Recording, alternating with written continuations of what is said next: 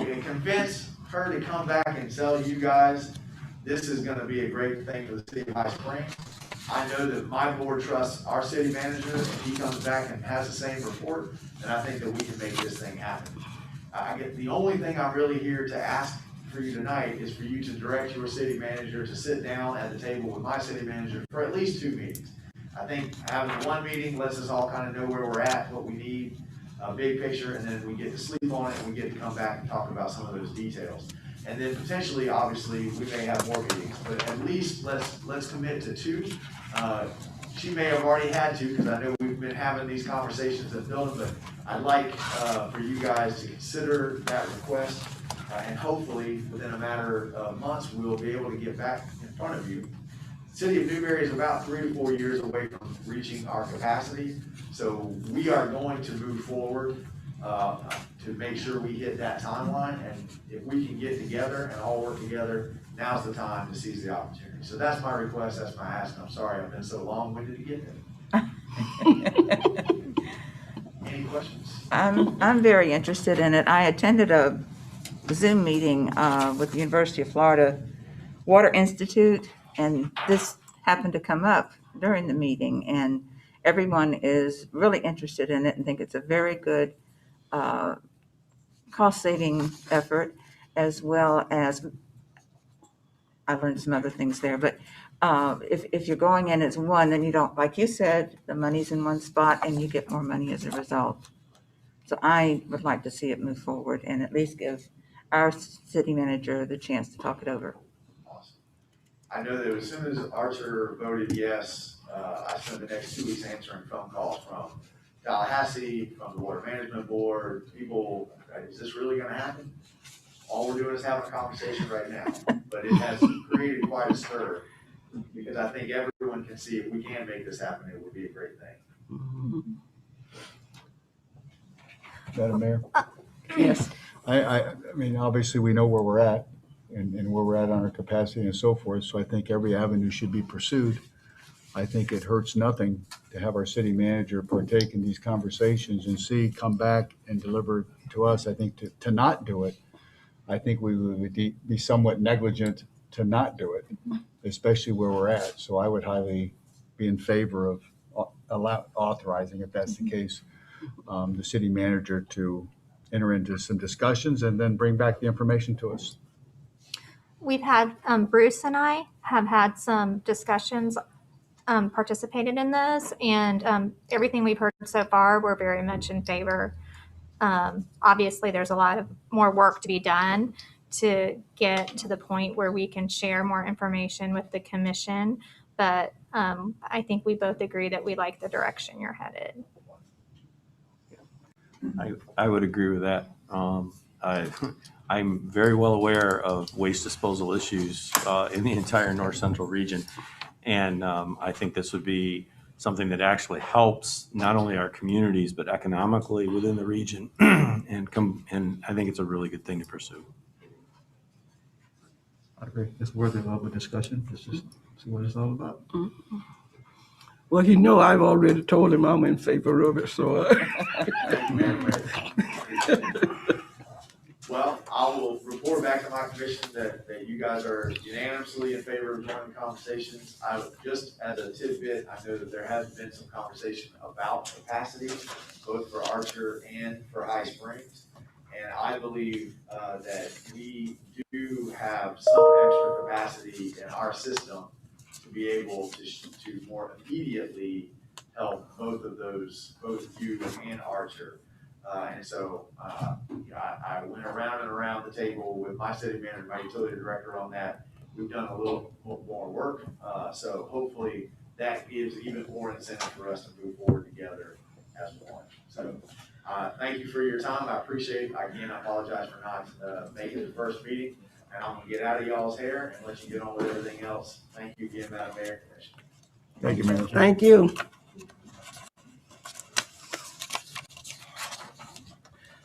Okay, let's move on. Item number 2, presentation on Tara Meadows Development Project, a proposed 264-acre residential and commercial development located north of US Highway 441, south of Northwest 19th Avenue, and west of Northwest 202nd Street. EDA Consultant.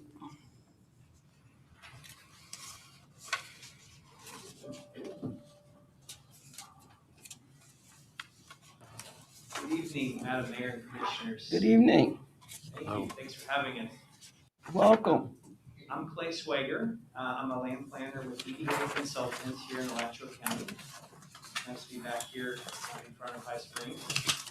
I have some hard copies of the material that I will put in the backup, so it looks like you have it. If you need it, got an extra. I always try to come prepared. Particularly some of the slides I have, there's some text that probably aren't very readable from the monitor. So appreciate the chance to present to the commission. I'll try to be as brief as I can in the interest of your time. I'm here tonight with Sergio Reyes. He's the president of EDA. He's a civil engineer. Has decades of experience working in our community. Our firm has been around since the 70s. We were known as Ing Denman and Associates for many years. And we're very proud of the projects we worked on, including Hill Plantation and several other projects. And so we're really excited to be here tonight, and just to give you a brief presentation about a project we'd like to bring forward to the city. Get your input, answer your questions. Nothing's been submitted formally yet. We've been working with your staff to kind of work through issues and figure out an approach that is best for the city. So this aerial photo shows the project site. It's about 263 acres. It's located a little over a mile and a half, about 2 miles from the core of downtown. You can see it outlined in red on this exhibit. This is a closer in version of the aerial photo. It shows the property. It's been farmed over the years. It's had harvested trees on there. It's had residential units just to the west of 202nd Street. And we've got about a half a mile of road frontage on US 441. We are a close neighbor to the First United Methodist Church, which is there sort of surrounded on a few sides. That's the little notch that you see on the layout. So again, this is about 263 acres, 8 tax parcels. I'll be happy to go back to any slides as I go. So I wanted to go through a couple slides with you on your adopted comprehensive plan here in High Springs, how we were looking at it and trying to come up with a plan that complies with your comp plan.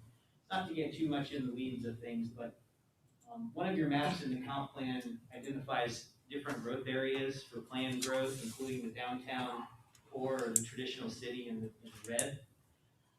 There's also an area that sort of radiates out from that called the primary growth area. That's where water and sewer exists today or is planned to be extended in your future to serve growth in a planned fashion. And then as you get further out, it's the rural areas, rural fringe and conservation areas, which really are not suitable for urban type development. So we are kind of right in that middle of that primary growth area that's east of downtown and along 441. As you can see on that slide, the primary growth area essentially just indicates this is where the future growth of the city should occur over time. This is another map from your comprehensive plan, the urban service area. The city limits are in blue and urban service area in red. And so that shows you that we are in the urban service area and that water and sewer utilities are planned to be extended into these areas. So the next phase of growth for your community. This is a future land use map from the city comp plan. We have over 100 acres of land use map that is business commerce, BC. Land use, which allows a wide variety of uses I'll get into in just a slide or two. And then you've got residential suburban land use designations. This is the comprehensive plan land use map. You've got the whole thing over on the wall there. It shows what the growth pattern has been planned to be from the community. And about 110 acres of business commerce, about 153 acres of residential suburban. This is the same map, just blown up a little bit so you can see, the downtown core. This is the zoning map, which corresponds with your land use map. You have C3 zoning in red, and then R1 single family residential, in the yellow. These are some policies, I won't read them all to you unless you want me to, but some of them are very relevant to what can or can't be done, in business commerce areas, what, the guidelines we've been reading and following. And it promotes, mixing retail business uses and residential type uses in these areas, particularly where there's utilities available and when you're along, US 441. And it says that master planning should be required for larger projects. Don't have piecemeal development. If you do a master plan, you got a better chance of having a project that everyone knows and is happy with and sees it up front. This slide, this is another excerpt from the comp plan that just indicates that in the BC area, you could do up to 12 units per acre of residential type development. You could do a very significant amount of non-residential commercial office development. Just to give you an idea of what those land use categories could allow, you just having 10,000 square feet of building area per acre, you could amount over 1 million square feet of permitted commercial type use and over 1,300 residential units at a maximum, just in what your comprehensive plan allows. We're not proposing that, but I just wanted to paint that picture for you. This is residential suburban. Essentially, that allows residential development up to 4 units per acre, more of your traditional residential type. And so PD zoning is promoted in both these districts. It's a compatible zoning. So in that area, you could have over 600 units. So if you added all those uses up together from the comp plan, you could have over 1 million square feet of commercial and almost 2,000 units. Not that we're proposing that, but that's just for the maximums from your city's comp plan. And what we're proposing is far less than that. This is what we would ultimately like to propose to the city in our correspondence with your professional staff. Oh, is that me? I didn't know if that was me or not. That's me, I think. Okay. The PD zoning, which is in that green color, there's a handful of PDs around the city. And I'll talk a little bit about what that might be. So PD essentially is a site-specific zoning approval with a master plan. And for a lot of good reasons, the city staff has said, if you want to bring this project forward, you should bring it forward as a master plan. And I'll go through some of the reasons why. This color rendering is a conceptual PD master plan of what we'd like to bring to the city. And it ultimately would sort of be the main framework and backdrop of what the PD zoning would allow. As you can see along 441 in the red color, we have commercial core along 441 to serve residents of High Springs, new neighbors and residents in this subdivision and development, and then passersby along 441. That's just a part of that larger BC land use area that you have on the map today. A mix of residential lot types and sizes. There are 3 on this plan, including 40-foot wide lots, 50-foot wide lots, and 60-foot wide lots. And then all the green spaces are essentially going to be used for open space, green space, landscaped areas, stormwater retention, and pedestrian trail network, which I'll show you a slide on in just a moment. This is that same master plan, just over the aerial photos to kind of give you a lay of the land, so to speak, with the surrounding area on 441. And these are just some bullet points on the project. YPD, I think staff wisely has recommended a PD zoning for this. Your comp plan encourages PD, so you could have a master plan that the commission can review in detail. I'm just giving you overview at this point tonight and soliciting input. A lot more detail would come back with an application. And I know that the city manager has been working on some of those pieces if the application does come in. developers agreements would be in place. I'll talk about those in just a minute. Commitments from the developer for the city. Required amenities, setbacks, buffers, density, intensity, and development standards. Things that you might take for granted, like curb and gutter or sidewalks in neighborhoods that we all think are good ideas, they're not necessarily always specifically required in the code. And so developers agreement, the PD can put those types of things in there to provide assurance that they'll be done the right way. This is just a sample cross-section of a residential neighborhood that does have the sidewalks and street trees. And, you know, the things that we like to do in this project, really bring something forward that's very high quality. A few more details of the project. 64 acres, the maximum build out, which will be over phases over a number of years, will be just over 1,000 units. Over, well, I guess a cap of 200,000 square foot of commercial building area, shopping center, offices, restaurants, those convenience type of retail uses for everyone here. We also would like to propose a range of minimum lot sizes and also minimum house sizes, just so the city knows what types of homes are going to be built here, what size they're going to be, that they need to be site-built homes, to provide all that certainty for you to consider. One thing we're really excited about is the trail network that we are proposing in this project. This is the same layout, and I'm trying to bring out the trails for you better. We have almost 7 miles of trails just in this property, in this 264 acres, which is really great. All these are in addition to sidewalks, which we'll have on the streets. These are all dedicated green spaces for trails to walk your dog, your kids to play, connect to the clubhouse and the pool and the amenity areas, to get to the shopping area, to safely be off the street.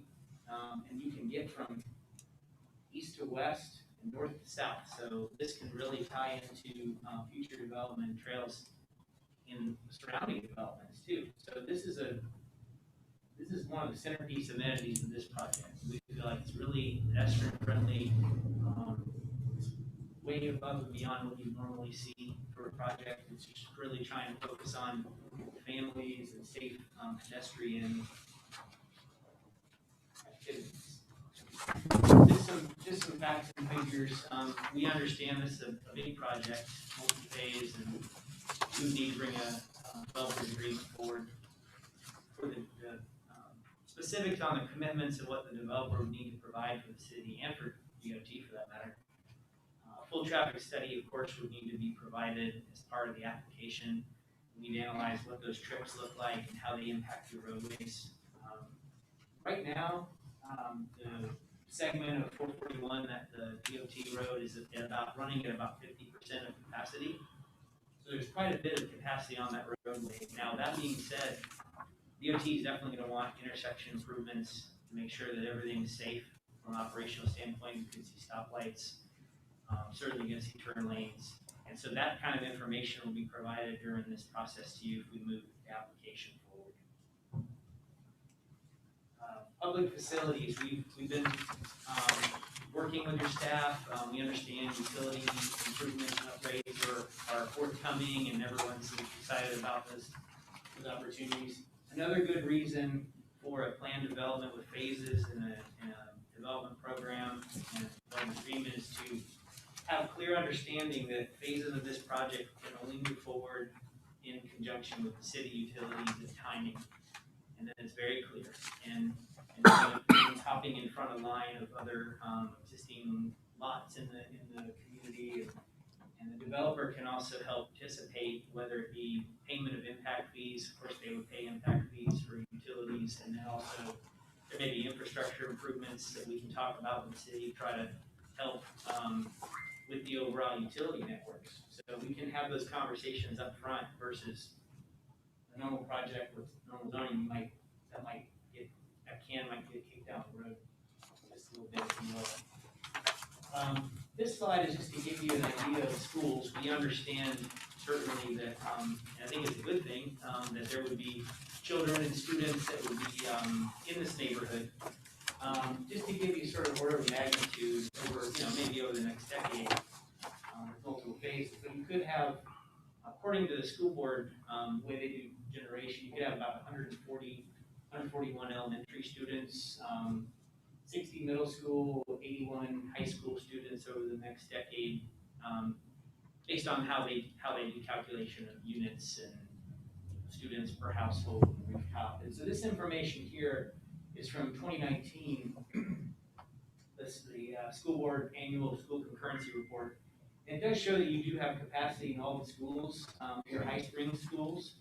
Although I will say that I got my hands on the 2020 report, and so numbers really didn't change much from what I have on here, but the middle school is essentially at capacity right now, which is very strange to me because it jumped from 1 year from 74% capacity to 102. So I'm not sure, and the middle school and high schools didn't change. So I've got a call into Suzanne Wynn at the school board community planning office to talk to her about that and see what the capacity numbers are to date.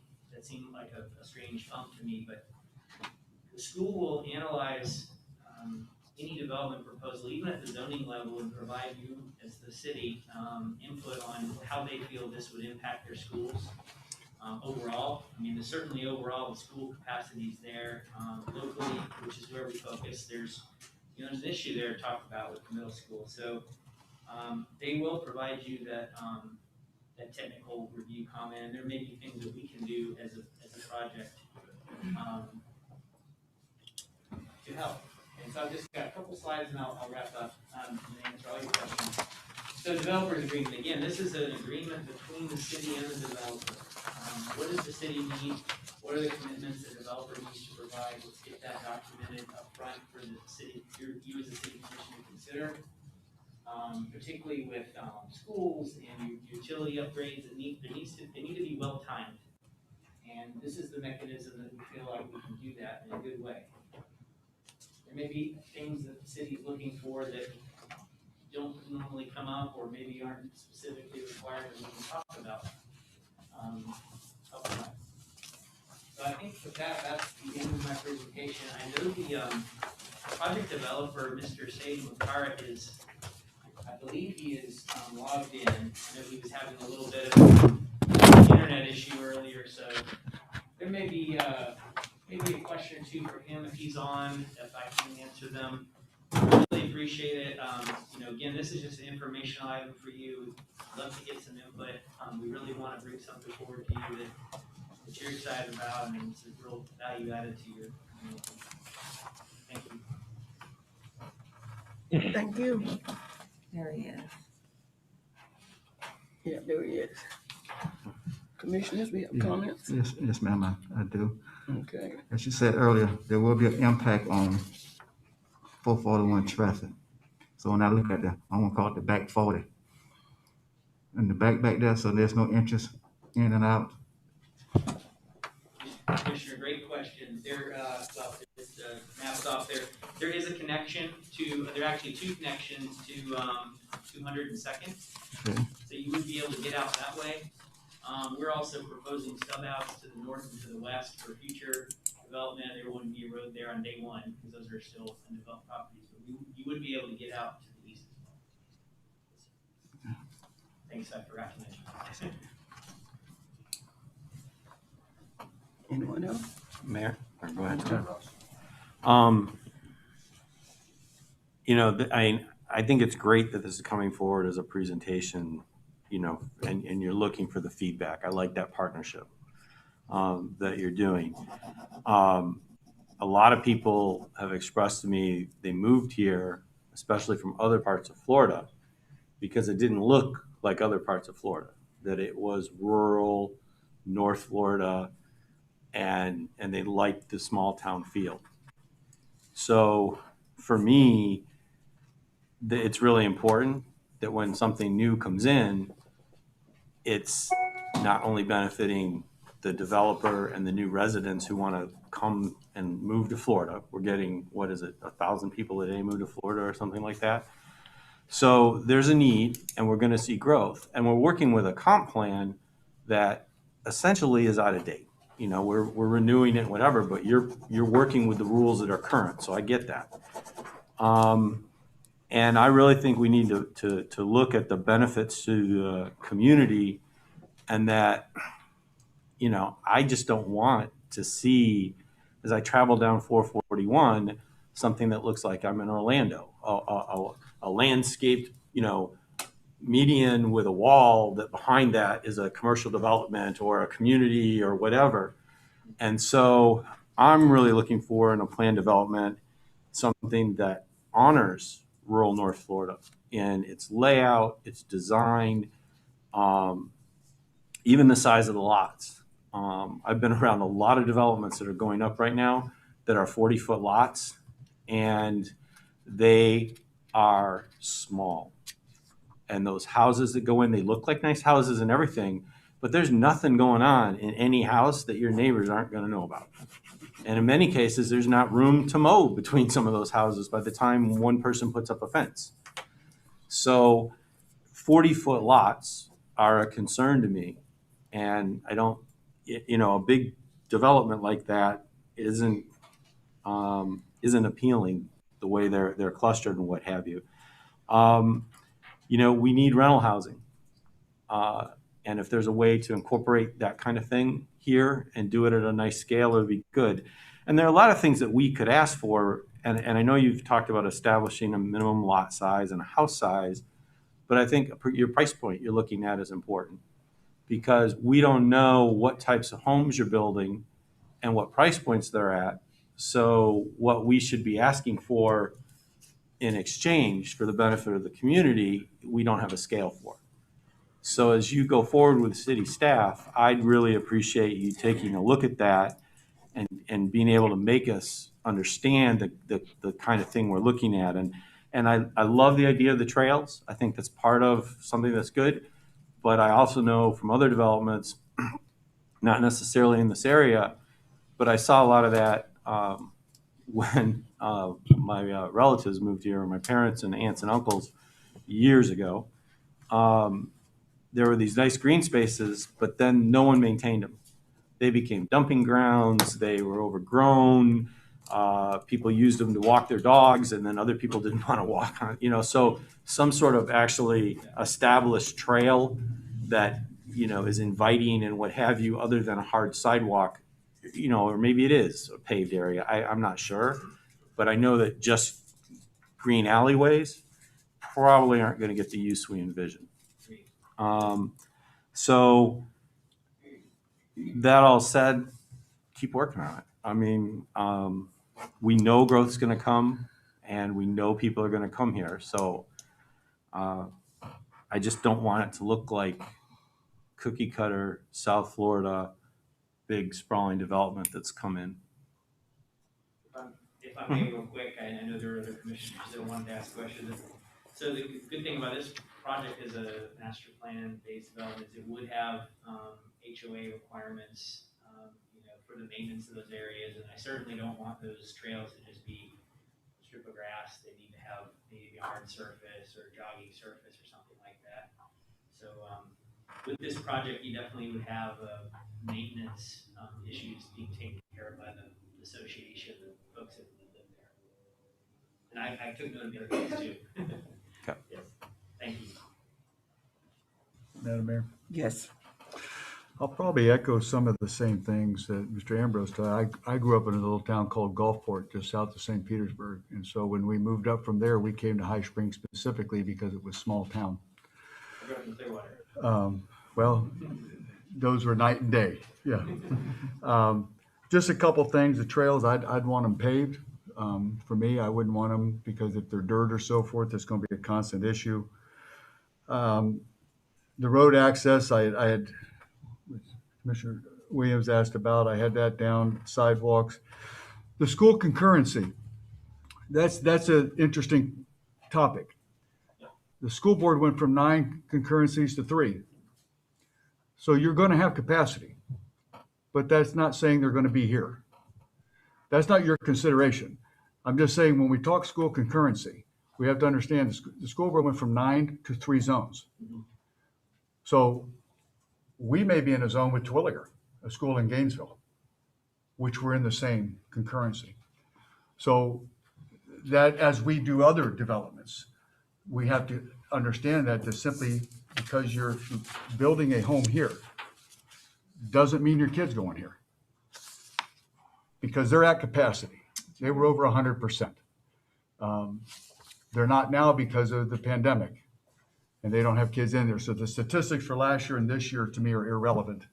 The school's been at 100% for several years. That's why you have portables. So I just wanted to put that out there when we talk about that. That's a gray area. I would concur that the 40-foot lots, and I'm usually either very sarcastic or very blunt. 40-foot lots, I would not be in favor of. I don't want it. We're currently doing other developments, and I think we need to consider this, that what we decide to do here is going to impact others. We have another development which is in the process right now, which we're doing a development. So the 40-foot lots, I would be against. In the 1,400 square foot, I wouldn't even consider it. The subdivision that I'm in, it's a minimum of 2,000.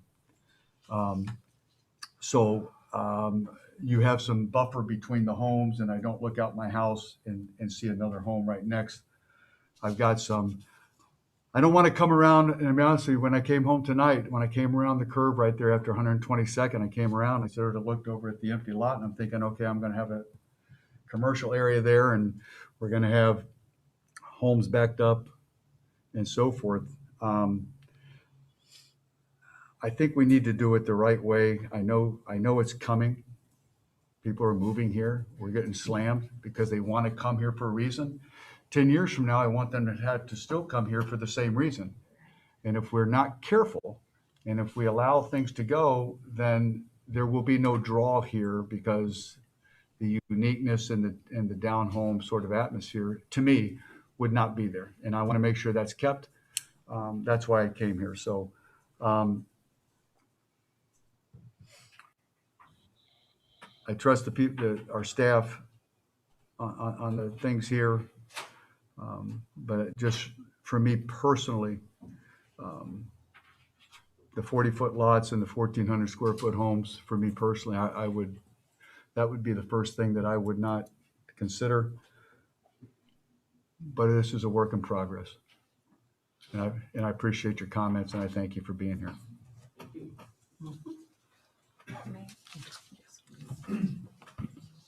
I agree with the comments that have already been made, particularly about the school. I know it's on their letterhead, but as far as the figures are concerned, but you look at our little school here in High Springs, and it doesn't appear to be just, 76% at capacity.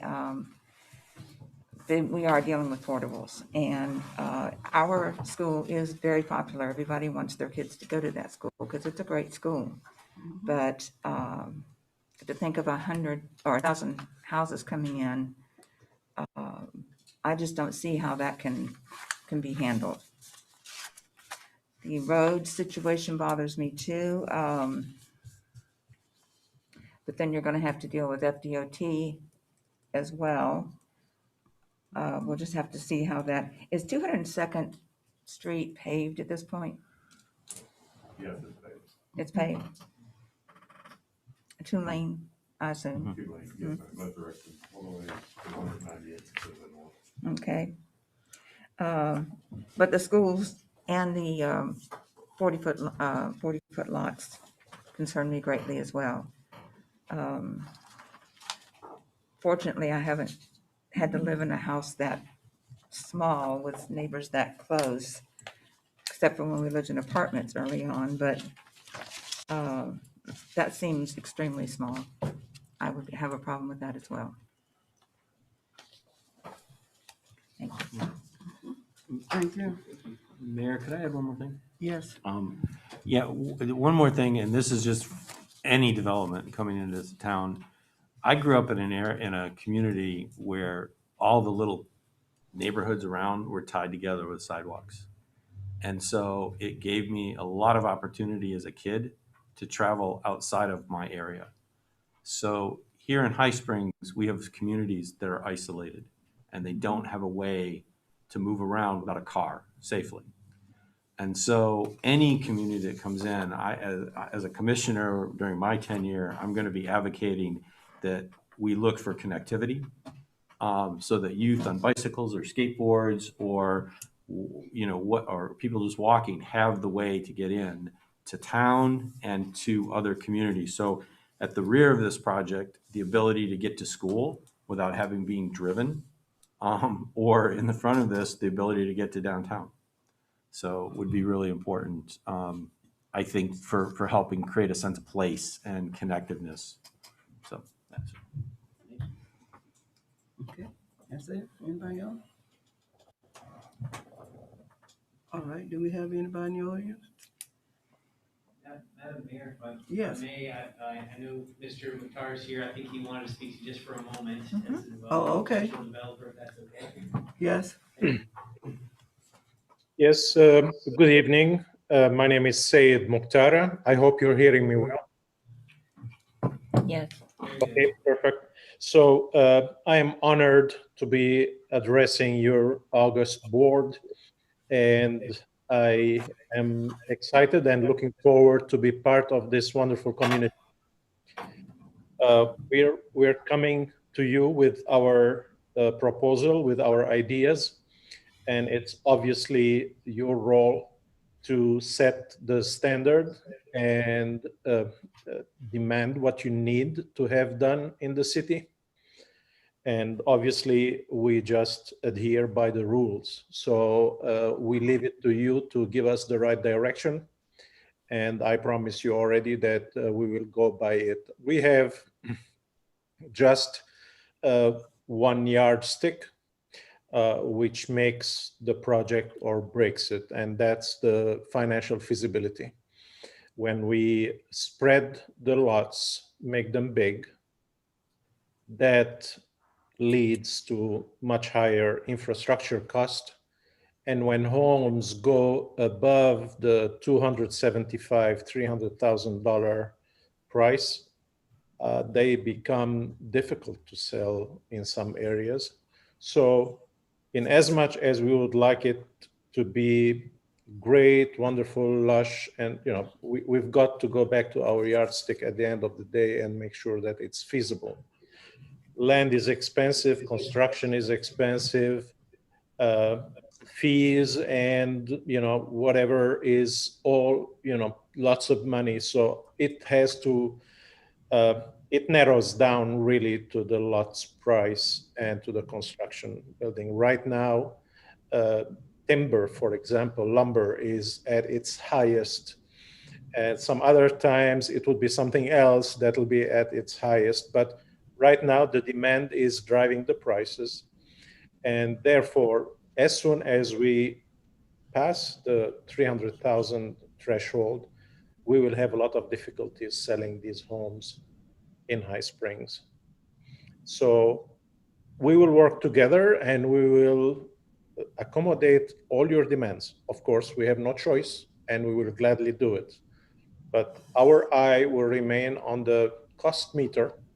And when it hits that magic number, we have to raise both arms and say, well, you need to help us, please, if you really want the project to be in the city. So don't feel that I am objecting. I'm just clarifying. I don't have the right to object. It's you're the rule makers, and I respect that. And I'm willing to work with you to make the best of it. And I want to be proud of what we create in High Springs. And for those lots to be absorbed, it's going to take a good 5 years' time. During these 5 years, we will remain in control and we will make sure that everything is tipped up. Obviously, with time, when neighborhoods age, the homeowners association will have to pursue it. And we will make sure that we have stringent rules so that it will stay forever as it was designed to be. With regards to connectivity, we have taken care of this. As if you look at the concept, You will see stubs in all directions, east, west, north. So, and if you need more, just, point and we will do it. Unfortunately, surrounding us, there are no developed neighborhoods per se, but we still have done what we think is adequate. But again, just point where you want more connections and we'll be glad to do it. The amenities we're putting in this project, it's about $3 million worth of amenities. So we're taking the value of our homes, the comfort of our homeowners, the quality of life in this neighborhood with a very, very high standard. We want everybody to enjoy living in there. Obviously, it's not going to be a country feel. It's going to be a neighborhood feel. So we can't change that reality. We will enhance the landscaping. We will put trails, we will put sidewalks, we will put all the facilities that are required for people to be very comfortable. But yeah, it's not going to be a country feel inside the neighborhood. So I am willing to answer any question you all have, but I promise you that we will work with staff, with the board, and we will adhere by every rule by the city and the state. Thank you. Thank you. Anything else? Mayor, I appreciate the chance to present all this information. As you can see with Mr. Mukhtar, he wants to be a partner with the city, and we really appreciate the chance to be able to get this input from you up front before all the applications come, and it helps us bring forward product that you're going to be happy with. Thank you so much. We appreciate your giving us the presentation. And let's hope that with all of us working together that we can make it come to fruition Thank you so in a much. way that we all be satisfied. Thank you.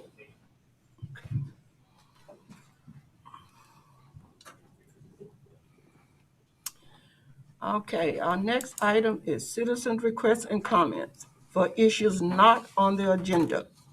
Please state name for the record and limit comments to 5 minutes.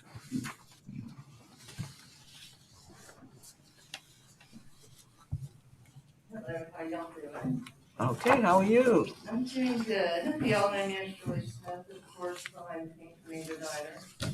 If y'all notice, I left you guys a pink envelope. That is your invite to tomorrow's night celebration.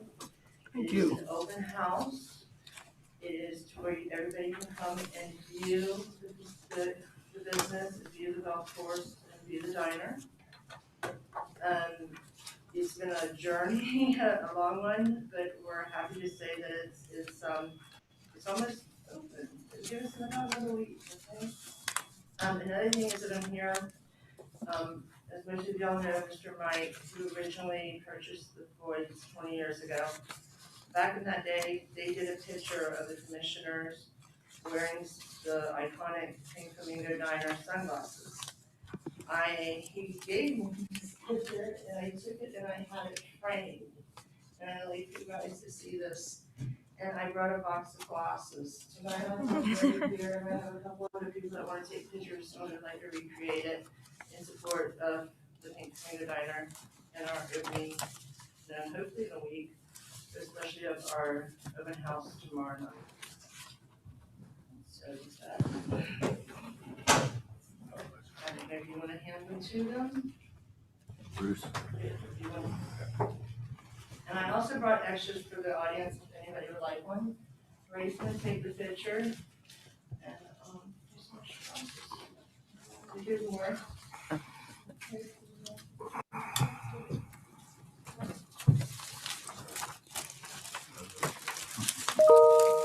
Thank you. Thank you. Some tough plastic. So this was in the newspaper, this was in the newspaper back then. Grace, you're in the newspaper. Did you read the one? What's it say? Cancer and reproductive harm. Do what now?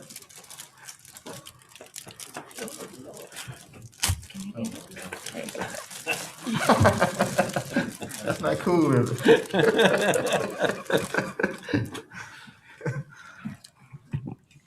It's just like the, Oh, they telling us to wear these what's the, going up too. what was the movie? with- Blues They're Brothers. trying to take Yeah. a picture for tonight. Oh, they don't coming.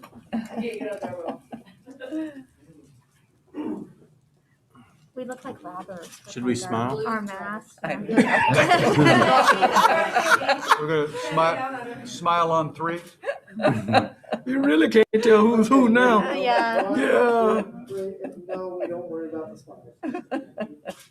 we look like we're gonna rob a bank. We got glasses on. No, we know. I don't know if y'all, Mr. Yeoman, Mr. Mike, who originally owned Floyd's, and he was the one who asked me to do this, and he was the one that gave me the photo, and that started this. And, he's been an active part in. I want to say, this picture's scary. Let me see that. Yes, Let me see that. I would like to know. I know. I don't know those people, but Most of those people are still in town. Oh. Two of them are here in the room. Yeah, Byron, are you in that photo? No, this is, before my time. We got Bill Kaufman, Jim Gabriel, I can't remember my name now, Jenny. Yes, Mr. Roberts. That's not Larry. Larry Travis? No, that's not Larry. 20 years ago. Kurt? No, that's before Kirk time too. I don't know that these on the end, I don't know who they are. Well, if you don't, we got a problem. Maybe Jenny knows. Jenny might know. Jenny would know, I'm Oh. sure. He knows them all. That's Bob Phillips, John Hill, Glenn Thomas, Georgianne Roberts, Jim Gabriel, Bill Coughlin, and Jim Penman. You win. All right. We know you would know. That's right. Okay. And, we're gonna do it again, right? You all go, believe it or not, most of the old menu from Floyd's Diner is still on the menu. Oh, good. Nice. I Okay. hope you all enjoy it. We're looking forward to it. Thank you. For the city. Now, hold this, smile at that. You want me to? Hold on, give it a word. With a little mouth. I didn't have mine open, she just got over. Well, no one can see. You got 10 on it. Uh-oh. You gotta tear off the back. It's on Yeah. its strip. I can take it off. Huh? It'll peel off. Oh. All right. Oh, yeah. I was wondering why it was getting so foggy. Yeah. Yeah.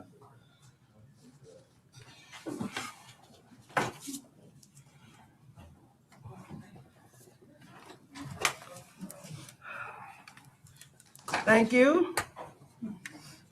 Feel like the Blues Brothers. You want to sing a song? No. No, okay. All right. Do we have any comments from anyone in the audience?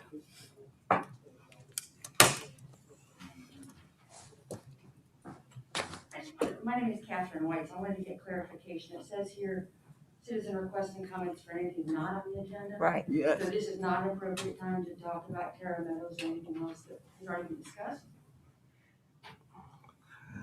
No. Is there a different Did time we that ask? feedback No, would be appropriate? She did. Um, She asked a I question. did say it, but Speak on this subject. I'd let her speak. well, you wanna I would. Yeah. go right ahead. I really quickly, in reference to Jordan Marlowe, I've known him for a long time, and he is an honest, true public servant. I really like the idea that he brought forth in terms of the regional wastewater plant. Obviously, Newberry's in a little bit different position than we are, and they've got 34 years of capacity, but I guess I would just encourage you to consider that may not be the only solution, but it could be something in tandem with what we've got going on, because we're already behind and we have other issues that we'll have to solve now. But, it could be something that could be amalgam of what we have here and maybe going in a regional facility. I think it would be a really good idea. And in terms of Terra Meadows, I think the easiest way to get green space is to have natural green space and not have houses in, like Sanford. That's just my opinion. Thank you. Original green space. Thank you. We have anybody else? Madam Mayor, if there's anyone on Zoom that would like to speak to the commission, we ask that you use the raise your hand function on Zoom.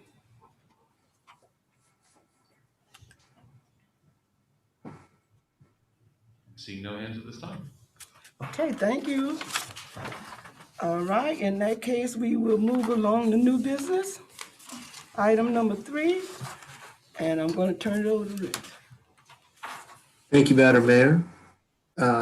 This is ordinance 2021-01, an ordinance of the City of High Springs, Florida, amending the official zoning map of the City of High Springs Land Development Code as amended relating to the rezoning of less than 10 contiguous acres of land pursuant to an application Z20-05 by the property owner of said acreage, providing for rezoning from R1 residential to C3 commercial of certain lands within the corporate limits of the City of High Springs, Florida, repealing all ordinances in conflict, providing for severability, and providing an effective date. The appropriate motion would be to pass the ordinance as read by title only on its first reading tonight. We are also in a quasi-judicial hearing for this particular matter. So I would ask the commissioners if anybody has had any ex parte communications with anyone on this particular matter. Nope. No. I don't trust Commissioner Jameson with those sunglasses on, so, but I guess we'll take his word for it tonight. Okay, so hearing none, we would also need to swear in at this time anybody who intends to present any testimony or any evidence on this matter tonight. So do we have any speakers? I don't see anyone. Just me. Just Bruce. Just Bruce? Okay, well, we'll swear Bruce in. That was harsh. Bruce, if you could raise your right hand, please. Do you hereby solemnly swear to tell the whole truth and nothing but the truth? I do. And then you are duly sworn. And with that, we would then turn it over to city staff to provide us with an overview of the rezoning issue here tonight. So the piece of property in question is going to be just to the east of 202 Street. It's going to be the second parcel off of that, which is going to be 3040. I don't know if you can see it from there, but it's highlighted in blue. It is currently zoned residential. It's right next to a C3 commercial lot. There is an old house on that piece of property, abandoned house, that's going to be tore down. We have been approached about a possible commercial project on that property. So this is the process they would need to go through at this point. So we've been approached by the developer. They want to look at using both those lots, the one right at the corner of 202 Street and this lot that's currently zoned R1 and needs to be changed to C3 to meet their needs. And that's why it's in front of the commission now. That's the lot next to the church down there. Is that correct? Correct, it's right there by Fellowship. Fellowship. And this is owned by 7 Day Adventist currently, and the property is looking to be sold. It matches the zoning around the area. It matches some of the ideas of the commercial district on 441. We feel that feels is appropriate use, and some of the ideas that they're looking at, which are all conceptual at this point, would benefit the area. It's not another Dollar General. I can see that question brewing in. We like our Dollar General.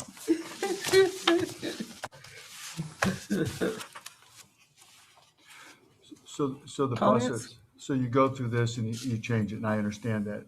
Then it goes through the whole process like we've been going through on everything else, even on this deal. They're gonna bring their plans, they're gonna have to do, and so ultimately, we would still have the say-so on whether or not what went in there and how, and so forth. Yeah, this is just a rezoning on this piece of parcel for the C3, so they can bring us to conceptual. They can't bring us anything that's non-conforming at this point in time. So this is the first step, and everything else will still come forward to the commission.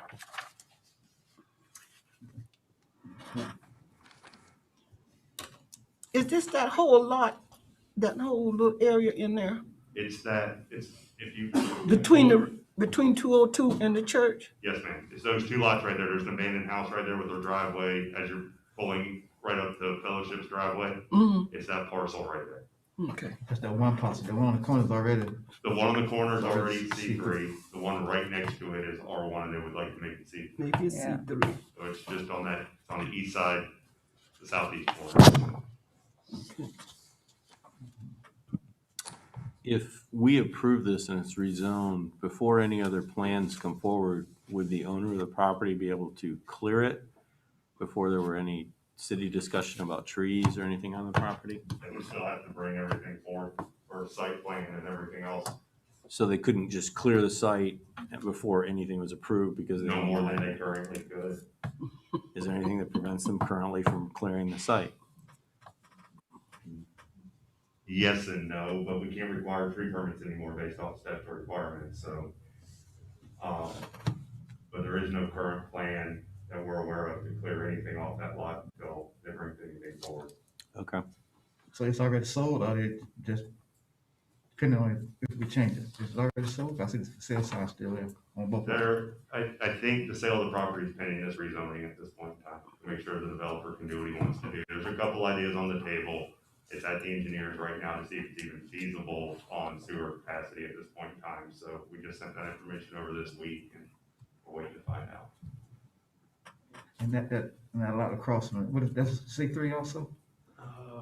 Across the street, What's the name of the property? I can think of his name now. on just the other side of 202 Street, you got LTD Motors right there. Right, no, I mean, C3. outside of, 441. The opposite side of 441 C3 as well, directly across from that.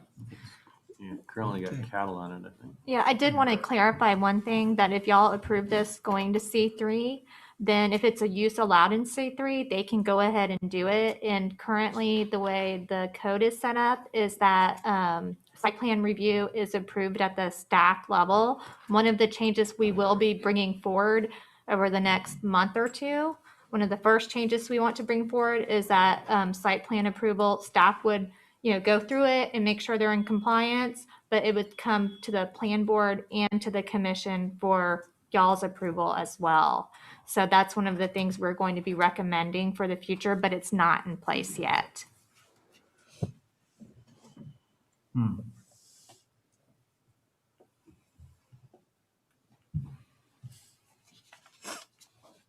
Anybody?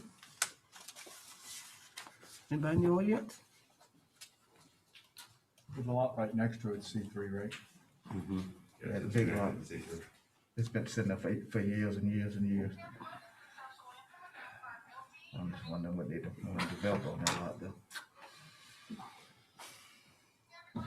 Just curious what they want to develop now. Some of the ideas are, there's a discussion about like a shopping center possibly, maybe a restaurant. It's all over the place. It's just kind of, part of it's gonna fall back on capacity, part of it's gonna fall back on financial decision-making on their part. Like I said, I know it's not a Dollar General. Well, no, there's one right there. But there's a couple ideas there, so I would venture to guess you'd probably see a shopping center idea, maybe a restaurant idea going into that area. Yeah. Only reason I'm asking that question is because that's a dangerous intersection that's coming out of there. Mhm. I mean, how many people don't die on that corner? So that's why I'm kind of leery. Just want to make sure, and trying to deal with DOT, I ain't got to say nothing more on that. It's just a dangerous corner. I think with some of the commercial projects and the idea of Terra Meadows and a couple other things that's gotten DOT's attention right now, looking at that 441 corridor, but what direction DOT goes is, your guess is as good as mine. Yeah. And I forgot about that other subdivision going in back there. Yep. And you got Peyton Preserve back there now, and Mayor. Yes. Bruce, Yes, ma'am. would they come out on 202 or would they have to come out on 441 and then do a turnabout if they want to go the other way?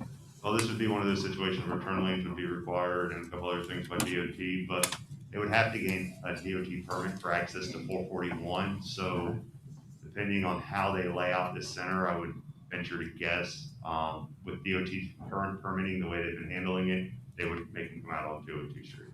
Oh, well, then that is a dangerous intersection. So either way, it's either gonna put them right on 441, right out of their parking lot, or they would come in, but that's gonna be ultimately DOT's decision once they get the site plan. But when you're going across both lanes, that's where it gets more dangerous, so. And that's what most happens, somebody trying to cross They over gonna have that. to put it right there. Man, that's when that's most But they accidents. won't. And I'm trying They to, have to, they're it's gonna so do long it since I anyway. traveled that road. 202, that, is it paved well now? Is it got a lots of little It's potholes? paved, it's gonna need some paving in the future, but it's a passable road at this point. They just did a bunch down in front of Payne's Preserve and in front of Weston Oaks. And we just did the improvement on Railroad Avenue as well, a couple of years back with the chip seal, so that's no longer dirt. Right. All right. Kevin, we have anybody? If anyone on Zoom that would like to speak to the commission, please raise your hand at this time.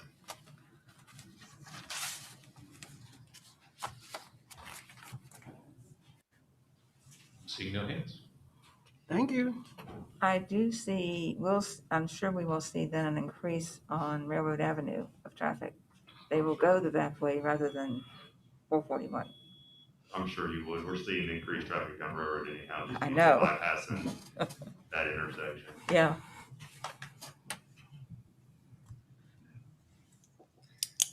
All right, commissioners?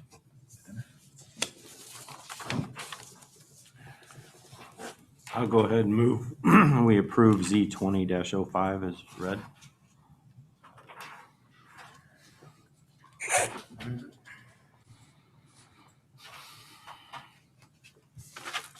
Do I get a second? Second, just because. Okay. Yes. It has been properly moved in second, so Ms. Pong, would you please? Mayor James, Yes. Vice Mayor Jones, Yes. Commissioner Ambrose, Yes. Commissioner Jameson, Yes. Commissioner Williams. Yes. Okay, thank you. Just, Mayor, just for a second, just clarify now, we've got this thing here, when they come back though, the ball is in our court when we start laying this thing out and so forth. I mean, we still have the final say on what goes there, how it goes there and so forth and so on. Well, right now, you don't. Yeah. If I get that past like the next meeting and they haven't submitted yet, then you do. Because that's one of the changes that we have to make in our code so that the site plan review goes from us to plan board to you for approval. So I'll work to get that on the next commission meeting. So we have a second reading. Oh yeah, you do have a second So reading. that's what I'm Yeah. saying. There's a second. No, I'm saying we got the second reading, so Get that done. You got enough time to get that? Bam. Let me make sure I hear what you're saying now. You say you got enough time to get that done before the second reading. well, we can do the second reading whenever we want, right? And if we don't, Say we what? don't have to I pass think it on he's already second been reading. advertised for the next meeting. Then I'll have the next meeting. So since it's an amendment to the code, then there's notification required for that. So I just need to check and see, how that pans out with this notification. So we'll get it done as soon as we can, but we have to notify amendments to the code. Well, if we're gonna fight on that one here, I mean, we can rescind this thing. The person who made it can rescind it and we can put it off and table it and put it Until out. that's done. Okay, So I mean, I would rather do that, get this thing done right, right. not rush it, because you've got just a few other things on your plate. Yeah, not very Um, much. But I know Rich, from the procedural standpoint, to withdraw this, the individual who made the motion needs to rescind it? The same person? Well, couldn't we could go forward and we could table it at the second one if we didn't want to move forward if the change hadn't been, if Ashley isn't ready to have us vote on the change. Okay. So procedurally, either way would work, but Commissioner Ambrose is correct. If you want to move forward with the first reading tonight, we can table the second reading. It does not have to be at the very next meeting. We may want to, just for purposes of right now, we may want to set a date certain for it. And we can always continue it at that time if we wish to do that. So if we wanted to pitch. Does a change in our ordinance require 2 readings before the commission? Okay. Yeah, That's what I thought. 2 meetings. So we need to table it for a future date, two meetings. Probably the I meeting would- after. Yeah, I would think you would wait till the meeting that it was advertised to before you tabled it. She's my table at next meeting, not this meeting here. Okay. We're gonna go and vote tonight. Yeah. That's what I'm Okay. hearing. So we pass it tonight. When we get to the Pass it second tonight, reading, and we table it. table it at the second Right, one. it's already been advertised, so if anybody comes to the meeting or listens to the meeting regarding that subject, we make the announcement then that it's tabled until the certain date. And then we give the certain date for it to be like we did. Okay. We've done I can that. do it. I was uncomfortable with it. Okay, with that being said, we all okay? All right, in that case, motion carries 5-0. Okay. Next item, item number 4, consider, discuss, act on a contract of financial advisor service with PFM Financial Advisor, City Manager. This is a contract with PFM Financial Advisors. Currently, the city does not have any financial advisors, and with the number of capital projects upcoming, we need some financial advisors. Some of those projects right now that we're looking at are the water well, the canoe outpost are 2 of them. PFM, they are the financial advisors for 31 municipalities in Florida. And this contract is a piggyback contract on the city of Gainesville's contract. And it runs through September 30th, 2023 with 2 additional 1-year periods to extend it. The cost of, for the scope of work, we would engage them on a task by task basis. And so I anticipate the cost this year would be under $5,000. And it would be, we would only engage them on the projects that the commission tells us they want to move forward on, such as the water well, and such as if you decide as a commission you want to move forward on the canoe outpost. We just want to make sure that we're maintaining fund balance and we're financing things in the right manner and we're financing them at the lowest rate possible for the citizens, and we're getting the best deal. And so that's why we're wanting to engage them. The money would come from whatever project that we're trying to look at getting financed. If we can't already get grants or something else for it, the money would come from the line item associated with that capital project when we engage them. There's no upfront retainer that we give them. You hold. can do it that way, but that's not the way I would do it. Right, no, that's what I'm Yeah. saying. I'm not advocating. I'm just saying that's not required. It's just on a per Mm-hmm. Yes, basis. sir. Mm-hmm. Okay. Yeah. And we could also use them for things like, if we wanted to take a look at, does it make sense to refinance whatever debt we currently Right. have? Mhm. They would be able to figure out whether that's financially feasible and what that really boils down to. Right. And I've done that before with them, and they've saved way more than they cost doing that type of work. So.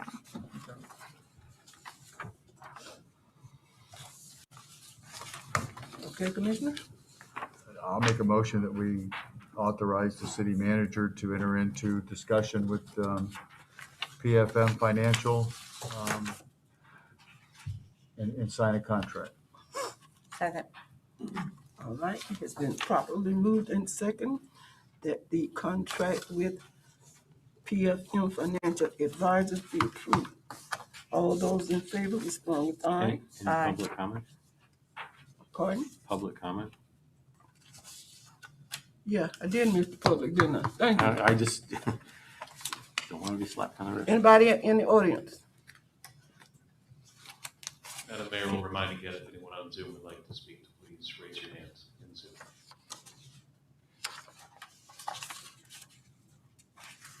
Seeing no hands. Okay, thank you. Okay, now we're good.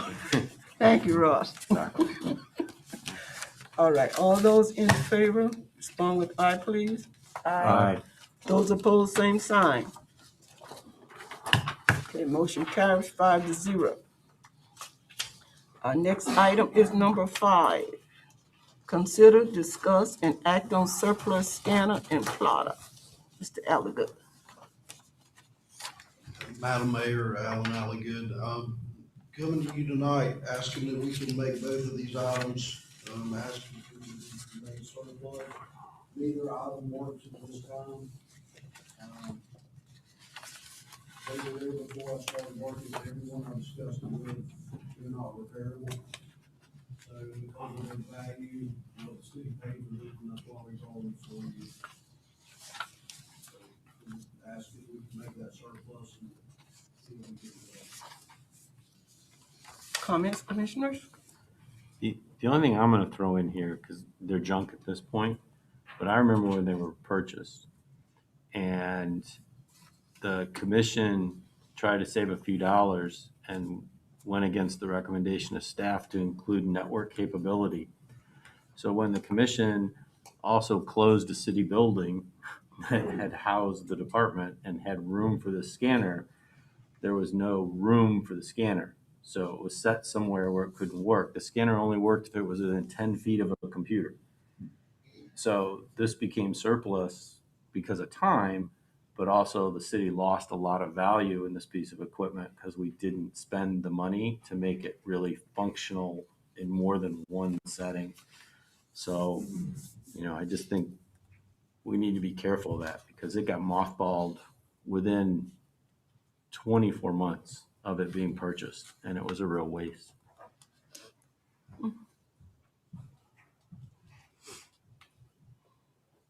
Okay. Any other comments from commissioners? Okay. I guess we need a motion, so I'd make a motion if we authorize the surplus of the scanner and plotter. I'll second it. Okay, it has been properly moved in second that these items be declared surplus, the scanner and the plotter. All those in favor, respond with aye. Aye. All those opposed, same sign. Okay, items declared surplus. Item number 6, financial report review by Finance Director. To start off, with that being declared surplus, we have entered into a lease agreement for a new plotter,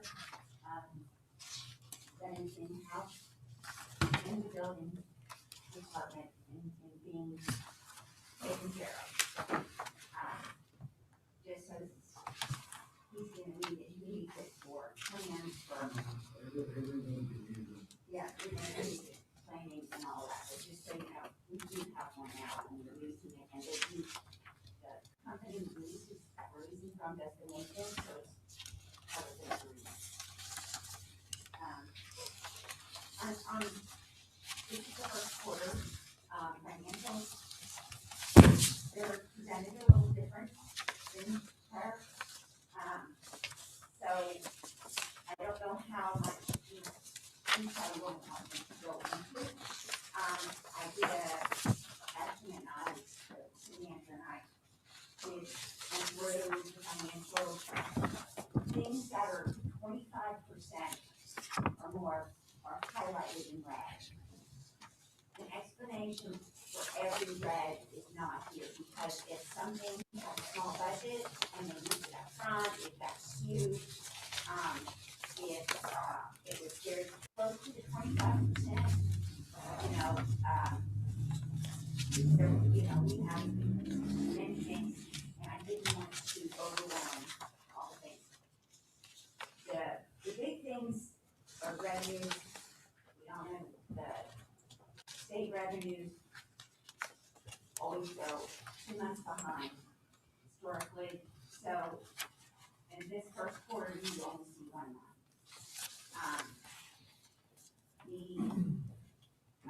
Some of the others, the license, which is off the state of Florida, that's quarterly. FDOT is making some signals and signs that are coming in. And these are just some things that are underperformed, and the reason being a lot of them are like one time is at a particular time of the year. So as far as the revenues, the commissioners have a question about the underperforming of the revenues. Well, I guess, yeah, I have a question on the deal. If they go by 2 months and we're saying, and this may be semantics on the deal, we're saying it's under. Well, where does the month fall type of deal into other previous? Is there something we can compare that to? We're saying we're under, but we've only got 1 month in. And you say it's 2 months. So am I making any sense? You are making, you want to see how we were performing from last year. Well, I'm just saying, we're under budget. Revenues are under, but we're saying, but we've only got 1 month. Well, they're going to be under if it's only one. I understand what you're saying. Okay. I just want to make sure that people are aware that the state is 2 months behind, and that's why it looks like we're underperforming. That's basically what I'm saying. Okay, I wanted to just clarify on It's not that. that we're underperforming from the state, it's because Okay. they're always 2 months behind. And another thing too, want to make it, I think, city manager has asked, and I love doing reports like this, so I'm excited to do this. We're gonna do this year, last year, on a quarterly basis. I didn't get time to build it, but so you guys can see historical numbers compared to current numbers. So that'll be in the next month. I just want to make, for me, that we're comparing apples to apples when we do the revenue, that we're comparing the same thing to what it was. Yes. Because if you read this, you're gonna go, holy smokes, man, we're in deep. But we're not really, if you take the time frame of it. Yeah, and that's why that's one of the things that we discussed. So the next report, when you do last fiscal year compared to this fiscal year, you'll be able to tell more Right. apples to apples. Okay, Yeah, we thank just you. didn't get that far yet. Thank you, Mayor. As far as the expenditures, they are on a full basis, and they're not cash, so this is at the time that you're not necessarily paid, but we have encumbered or have actually, entered into that expenditure. So I didn't know whether you want me to go through each one, or if you again have particular questions about expenditures. At this point, both the city manager and I did not see anything that caused us to stay awake at night.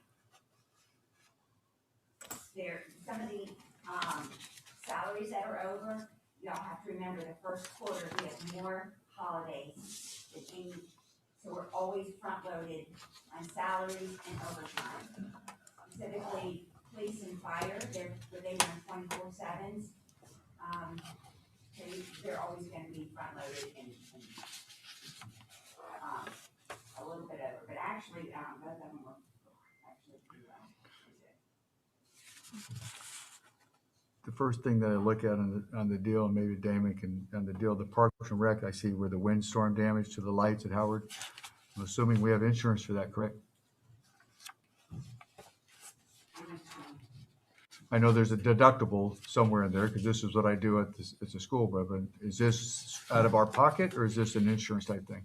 As far as, I'm sorry again, what was that? It's the windstorm damage to the lights at Walter Howard Park, repair and maintenance, wind damage. So is that an insurance issue? We are currently looking into that, yes, sir.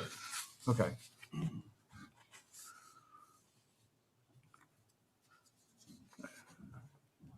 Across a lot of the departments, basically supplies, like office supplies or operating, are high. Is that normal with just some purchases that occur in the first quarter? And also the IT seems to be ahead of projections in a whole bunch of areas. And is that expected to level out, or is there something unique in there?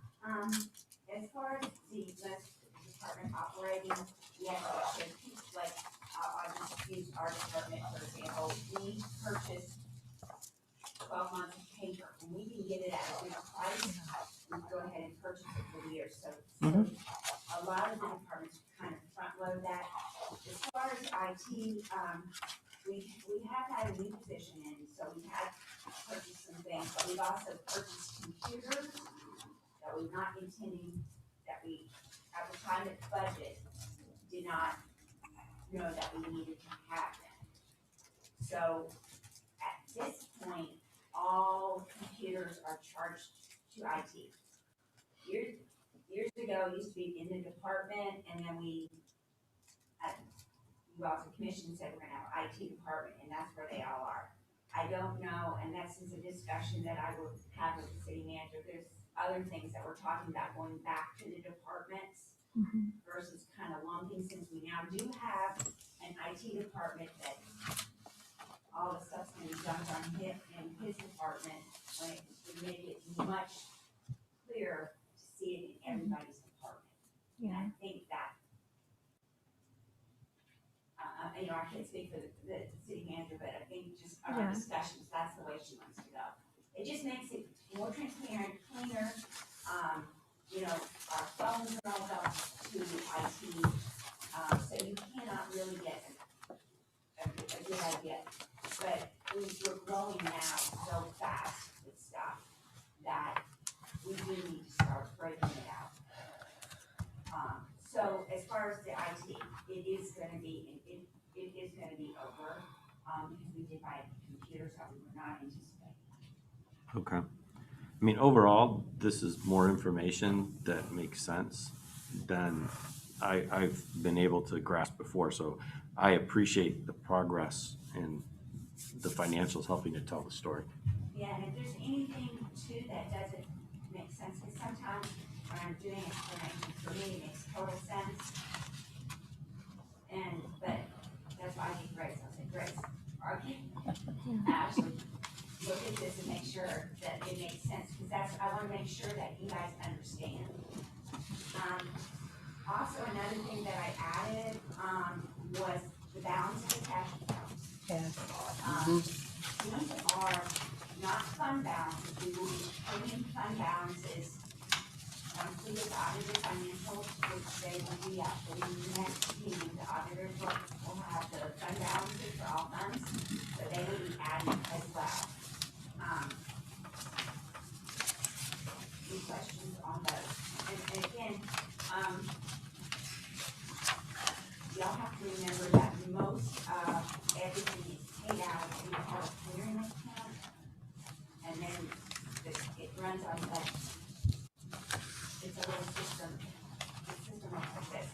It pays all the bills, and it pays. I'm going to use the fire department. It pays the fire department, and a little thing says, okay, now the fire department owes the general fund this money, and then when we collect their money, now we owe it back. So it's this thing that goes back and forth, but the bottom line is it's always zero, because they have to equal.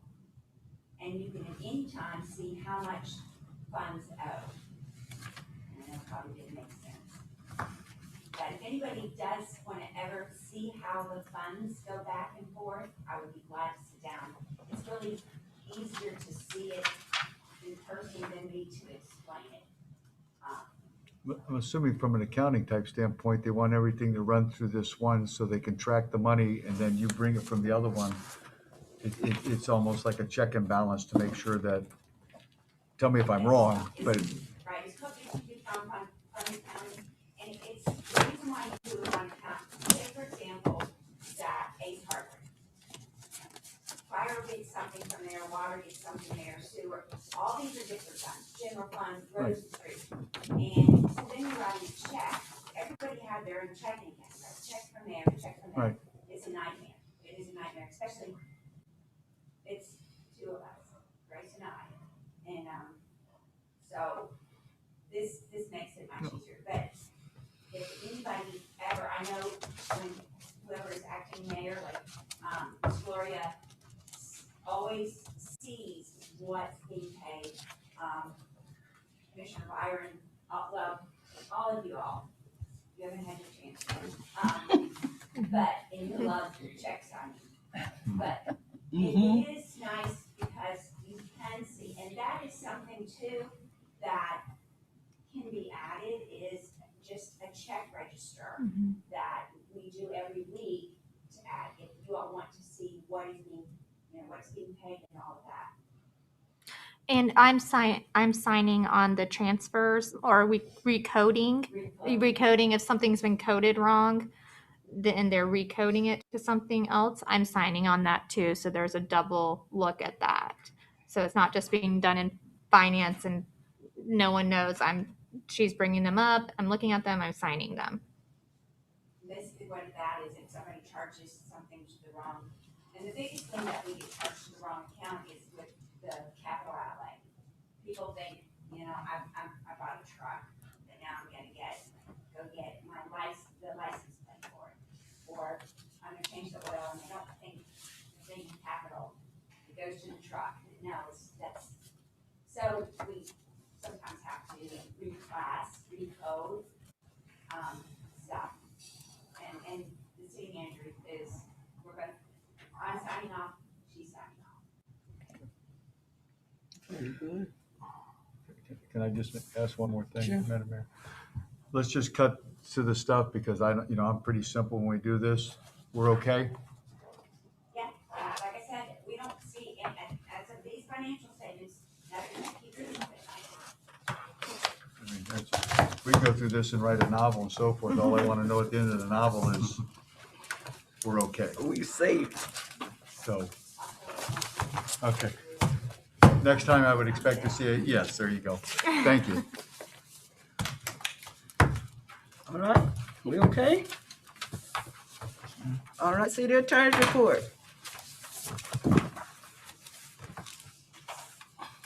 Thank you, Madam Mayor. That's probably not the best segue into the city attorney's report because I wanted to update the commission on the county litigation, and things are not going okay there. We got a ruling from the court last week, I think it was Monday of last week, granting the county's summary judgment motion and denying the motions brought forth by the cities.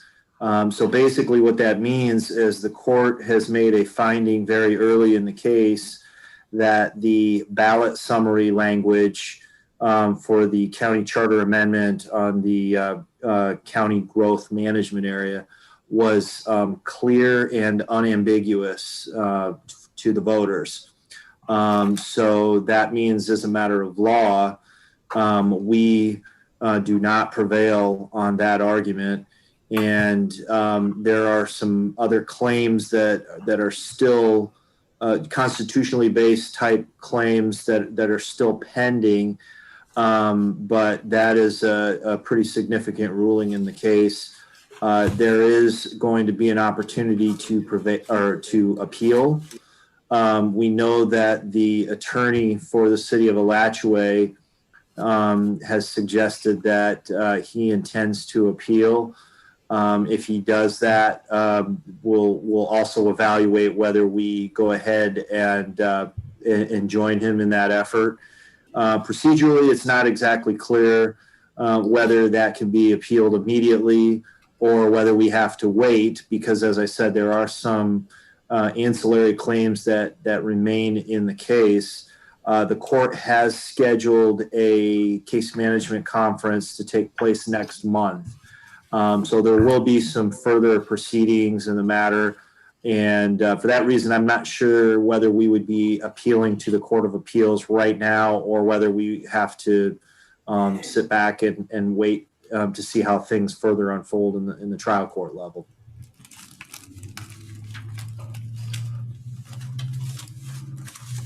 That was short tonight.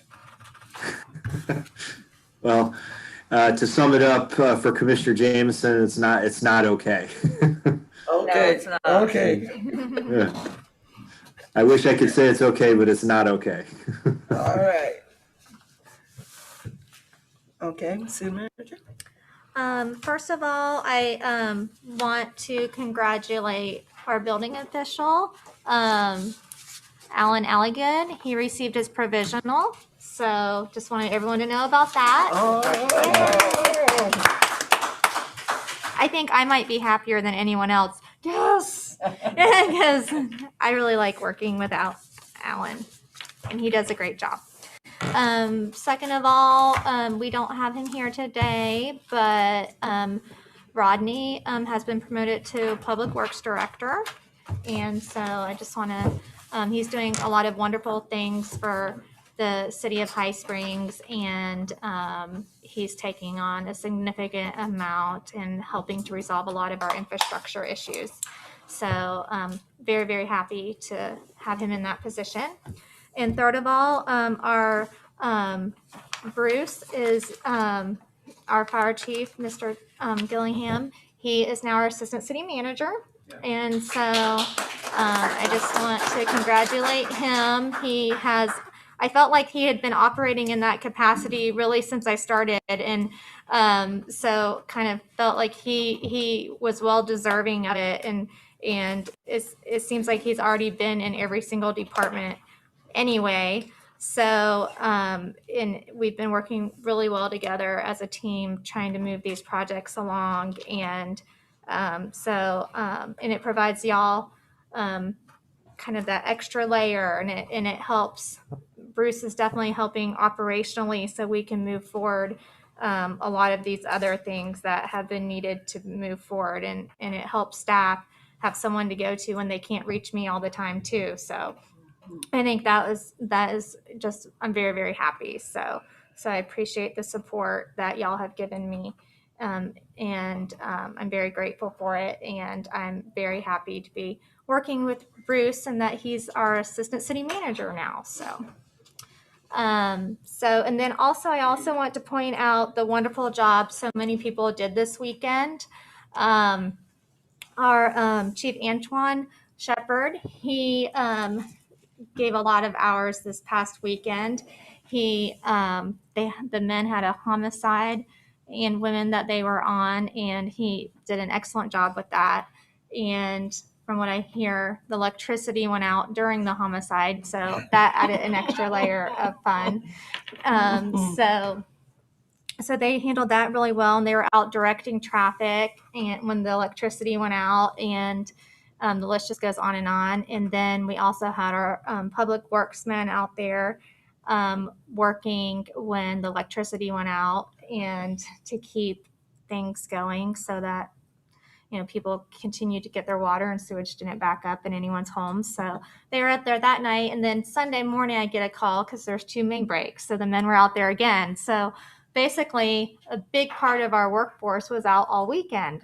So I just wanted to express how grateful we are to our public servants who are always out whenever needed. They're just wonderful, and just say thank you for all the work they did this past weekend. So that's pretty much all I had. As you know, I can talk like for an hour or two if you want me to about a number of things. So I won't do that to you. So Okay. yeah. And our PIO is always out there too. I just want to mention Kevin. Kevin's always out there, just right on it. So All right. Commissioners, Commissioner Ambrose. Okay, I gave a pass last time, but I got a couple little things this time. Okay. None of you guys told me how many emails I was going to get from the Florida League of Cities when I was elected, and it's overwhelming what they send. Yes. And I don't know whether the other commissioners have noticed, but Senate Bill 522 is moving forward, and next Tuesday again there's another hearing on it, and Florida League of Cities has a webinar on it. But we're talking about home rule with Alachua and what have you, but this bill is being proposed in Tallahassee that would remove cities' ability to legislate any short-term rentals and have to treat those properties as every other residential property in the city, including you couldn't require a registration if you were doing rentals or whatever. And I just think it's a really bad idea, and we should all consider potentially weighing in on that. I know I'm going to individually, but maybe then the commission wants to talk with folks. So just look for that one email, because they've sent a couple. So I would really throw that out there. And then the other thing I just wanted to comment on is we're seeing a lot of growth. Obviously, we keep talking about it. We know there's going to be demand. And I spent a whole bunch of money this week for my business based on demand I think is going to be there. And if I don't do that, if I don't spend that money, I won't have the resources I need when I need them. When it's finally in my face that I need them, or the resource or the money is now available, it's too late for me to buy that new equipment. And I'm not talking about equipment for the city, but I really believe we're going to be in a position where we're going to be asked to spend some money to make good investments for our staff time and where our resources go. And I don't think we should be afraid of it, because the money to pay for those things is going to come, I believe. And I just want to throw that out there. We're going to have to invest, because otherwise the demand is going to rule us. So that's my comment. Okay, thank you. Mr. Jameson? I just simply say that we've talked about that, so I would concur on the thing. I think we're moving in that direction. I think the new city manager has, set up a strategy and so forth for us to get ahead of the game. So I would just echo that and just think, I think we have a better plan in place now that we've had. And I do think the future is brighter, but we still have a lot of work to do. Thank you. I agree 100%. It's coming. I've been saying it for the last several years. It's coming. It's coming. But the only thing I always say, we need smart growth. I just believe in smart growth. Some people say, I say that they get angry because I say the truth with the truth. This is my home. I love High Springs. Anybody don't like it, that's their problem. I love High Springs. I was born here. I was raised here. I went to school here. I'm probably going to die here, and I'll probably be buried here. This is home. This is home. So I just want to see some smart growth, and we take care of the people of High Springs like we should take care of them. Congratulations to Bruce. So who's our new fire chief? Well, Bruce, do you want to speak to that, how that's working? So currently, I'm helping with the management of the department. I delegated some additional duties to the lieutenants, or a lot of additional duties to the current lieutenants, and we're going to massage through that process when we get the mid-year budget adjustment and see where we're at financially, and look at, if we can't do a mid-year, look at replacing it in October and go from there. We're going to have to have an FTE for that position. But we're in good hands right now. The fire department's continuing to run the way it is. I'm still going to be available on the weekends to run calls, do things like that to continue and assist. I'm still handling the emergency management aspect from the city, and I'll probably keep that side of it even when we hire a new fire chief. And the way the org chart's breaking down, I'll still be pretty involved on the emergency services side of things. So we'll keep plugging forward. I'm keeping a close eye on it, and we'll keep it moving in a positive direction. Okay. And the last thing is with farm share. I wasn't for the last meeting, but that turned out so wonderful. It was 502 families. Excellent. 502. And I just want to thank all the departments that helped out. And we still have to keep in line after we ran out of food. It's just a minute cause in line. So I tell me there's a need. So I look forward to the next one. Oh yeah, I want to do it every weekend. Oh, That's no. what I told you. I thought that was so fun. I loved it, and I got to work with Julie. We had fun. You a farm share event every week. And you can Yeah. Julie, will you go out there with me? Sure. Okay. Yeah, maybe 2 to 3 months, but I hear staff crying now. But it's a wonderful program, so I look forward to doing I it do in the too. future. And that's what I like to see in High Springs, reaching out to the community. That's what City government should be about Mhm. taking care of our community, taking care of our people. If we didn't have the people, we wouldn't have a community. That's what makes the community the people. Which I love dearly. I'm gonna say it again. I'm gonna keep saying it till the day I leave here. This is home for me. So again, thank you so much. You're welcome. Okay. I have nothing at this time. No? Well, I too would like to say congratulations to Mr. Gillingham over there. And of course, Rodney, he's not here, but he's a well-deserving employee as well. Oh, And- also this something. Oh, Okay. yeah. Yeah. So he deserving his too.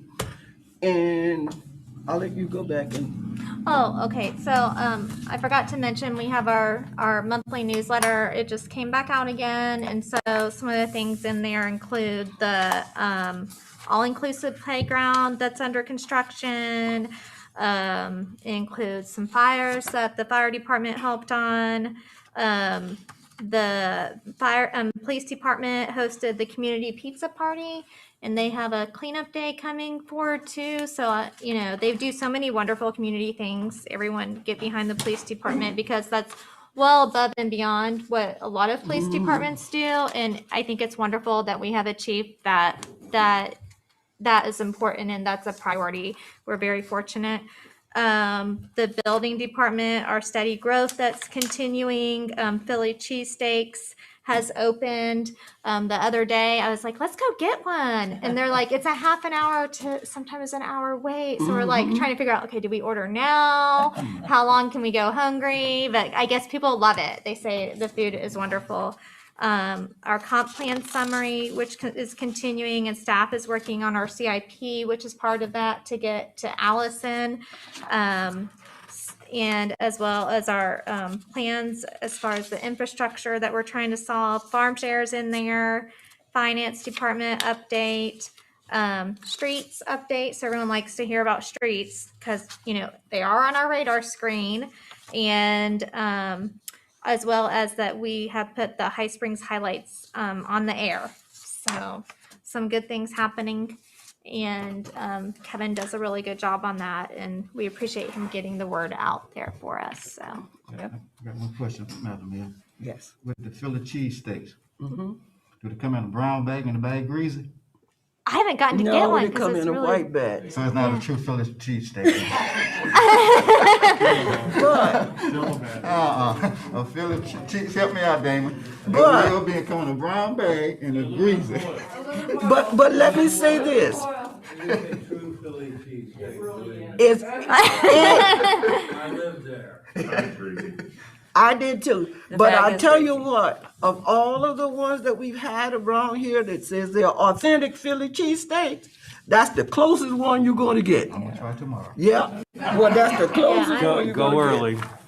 Mm-hmm. Go early. Or call it in. Yeah, you had to call it in. Otherwise, you gotta wait at least half an hour. Okay, good. Mm-hmm. Hey, All right. they must be good. Yeah. Maybe we could have them for the strategic planning session since y'all are going to stay all day and into the night. Should we bring our TJs? Is that what you're saying? Yeah. All right. I'm sorry, on that question, so what time y'all plan on doing that? I Oh. just seen the date. So we were kind of wondering how early y'all want to get there. Like we were thinking 8, maybe 9 to start. 9. Okay. All right. I prefer 9 too. Okay, we'll start at 9. How late are y'all willing to go? 10. 10 p.m. That's good. I'm impressed, Scott. We'll try to come up with an agenda that doesn't keep you there too long. If it looks like we're gonna go over, we could maybe want to have a night workshop to finish it up. But we'll try to get as much done as we can in a short period of time. We'll try to be very organized for y'all. Okay. Just ask you, that's one of my busiest days. Okay. All right. Weekend. Yes. Okay. That's We'll right. work it out. Okay. I'll entertain a motion if we're done. I so move. So move.